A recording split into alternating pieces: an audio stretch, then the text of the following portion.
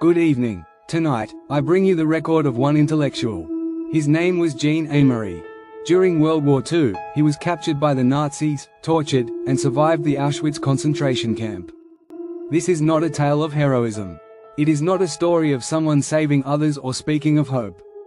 What it is, however, is the record of a man who continuously asked the questions, what is ethics?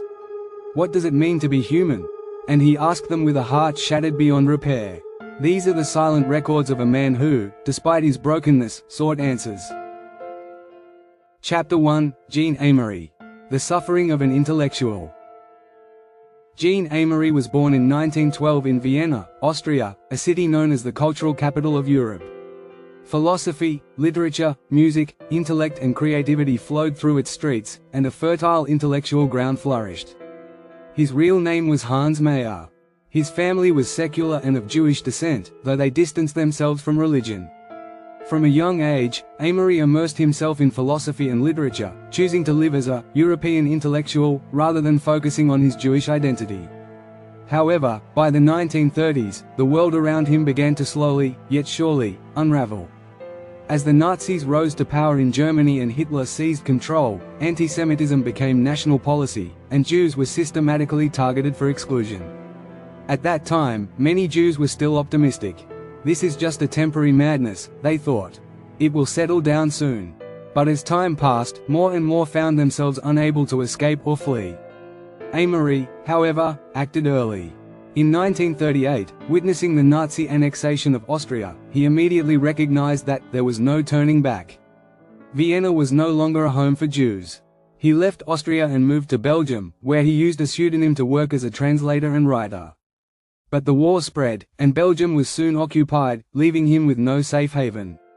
In 1943, while engaged in resistance activities, Améry was arrested by the Gestapo, and his life would change forever. Chapter 2, Shattered Reason and Ethics. Jean Améry was a man who lived through thought. From a young age, he immersed himself in the works of Kant, Nietzsche, and Husserl. He believed in the power of language.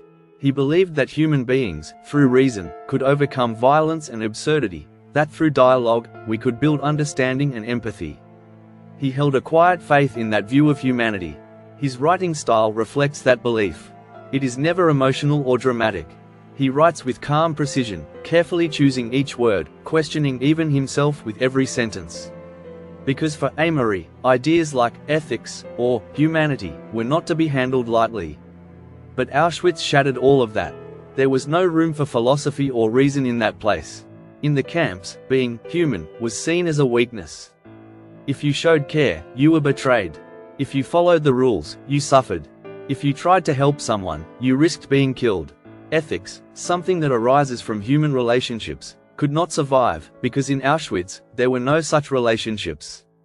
There was only hunger, only violence, only silence. Améry later wrote, in extreme conditions, ethics and morality lose almost all meaning. Inside Auschwitz, those things were not realistic options. He never betrayed anyone. He never sold anyone out. But he also never helped anyone. And that was the heaviest truth of all for him.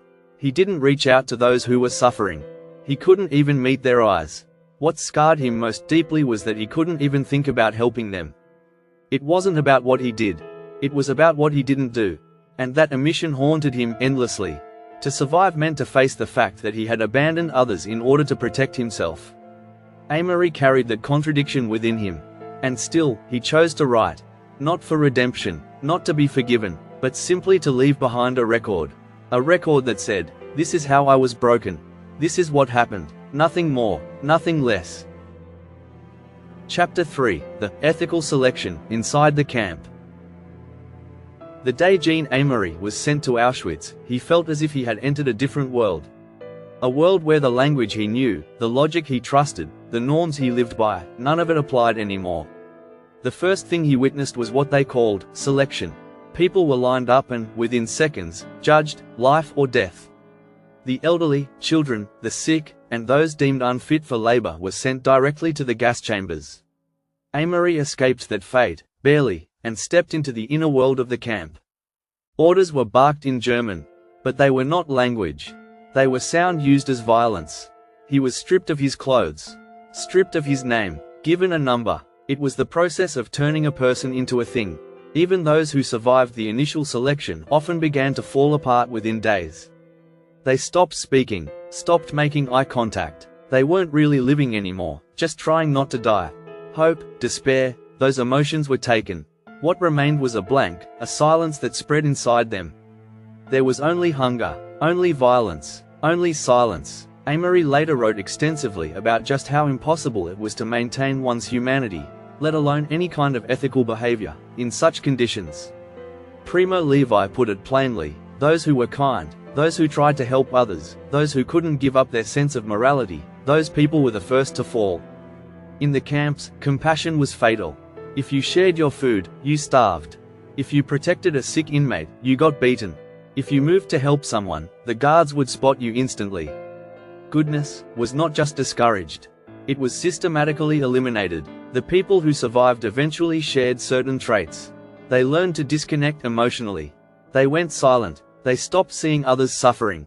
Their only focus became keeping their own bodies alive. Améry, too, became one of them. He turned away from the sound of groans, stepped over the bodies of the collapsed, pretending he didn't see. And later, he trembled at the memory of how natural that had come to feel. How right it had seemed, in that world. To survive in the camp meant to trade pieces of your humanity for one more day of breath. Still, people tried to live. Normally, to live means to move toward the future, to hold some kind of hope. But there, the future meant nothing more than surviving the next forced labor shift. Human dignity was stripped away. Not violently, but steadily, quietly, and completely. Eventually, even screaming and tears lost their meaning. Only silence remained, and in that silence, everything was said. Améry would later write, "We didn't die there. We were broken, not wounds on the body, but a collapse in the very structure of the self." Chapter 4: Torture and the Destruction of Trust.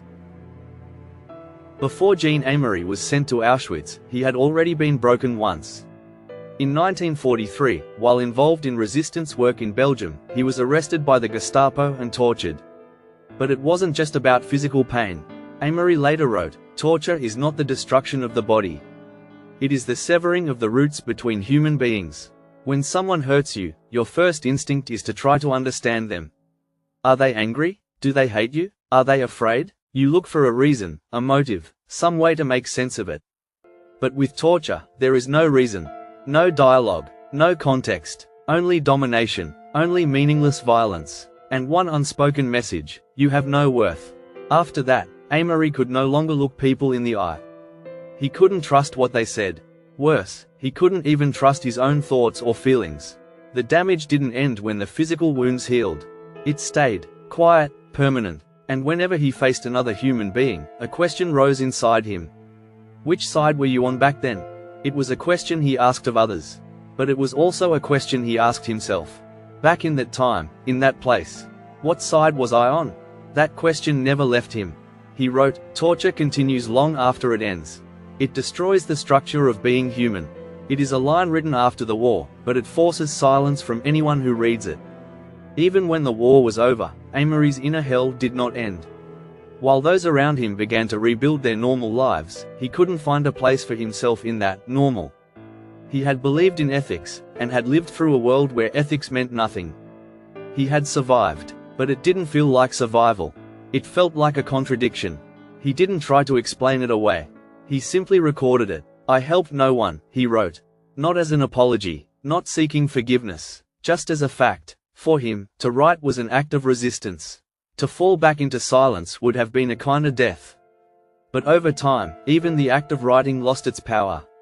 Words could not hold everything he had lived through. Some things, he realized, simply cannot be conveyed. In the final chapter of his life, Jean Améry chose to end it. In his final note, he wrote, "I have chosen the path to freedom." What those words truly mean, we cannot say. But one thing is clear. He held on to words until the very end. Final chapter: What a Silent Record Asks of Us. Jean Améry's words do not comfort. They do not inspire. What he left behind is simply the record of a broken human being. And that is precisely why it carries so much weight. He does not speak of hope. He does not mention light. And yet, As someone who lived in the depths of darkness, he made the quiet, deliberate choice to write down what had happened. To leave behind a record. Not a speech, not a performance, just the truth. There is something powerful in that silence. And in that silence, we find this line from Améry. Greater than, I didn't help anyone, so I have no right to speak. But this silence, I believe I am allowed to record it. This is not the confession of a failure, nor the voice of a tragic hero. It is the honest testimony of someone who was broken, and chose to tell us exactly how. Jean Améry survived something most of us cannot even imagine. A place where ethics meant nothing, where being human was a liability. And when he returned, he did not speak of light. He offered no uplifting conclusion. And that absence, that refusal to dress pain in hopeful words, is what shakes us the most. He left no answers, only questions. Greater than, what is ethics? What does it mean to be human?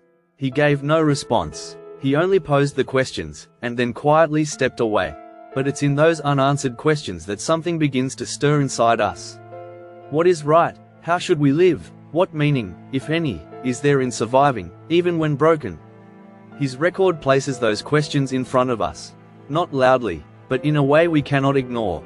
And in the end, what remains is this: a man who had lost ethics, lost faith in humanity, still chose to record. And maybe, that act alone was the heaviest thing he could have done.